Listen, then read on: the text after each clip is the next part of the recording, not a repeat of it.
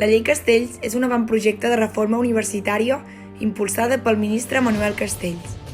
Ha estat construïda sense tenir en compte la comunitat universitària i dissenyada pel govern espanyol amb l'objectiu d'acostar-se al model educatiu neoliberal promogut per la Unió Europea. Se'ns presenta com a suposadament progressista, moderna i adaptada als canvis que ha patit la societat, però trobem que, lluny d'això, suposa una greu amenaça pel sistema educatiu i universitari dels països catalans. Amenaça amb convertir la universitat en una institució opaca i antidemocràtica.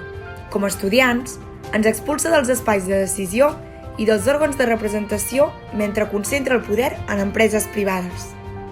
La Llei Castells edifica una universitat subordinada a les exigències del mercat. Deixa les institucions educatives en mans privades, sinònim de reduir el coneixement a una mercaderia, sinònim de convertir el dret a l'educació en un bé al servei del mercat.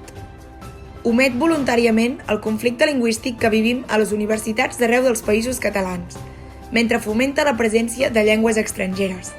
El català està en risc i les universitats són un front de lluita essencial en la defensa de la nostra llengua. Posseeixen la capacitat de demostrar que el català també pot ser culte i acadèmic i que ha de ser après si es vol viure i estudiar als països catalans.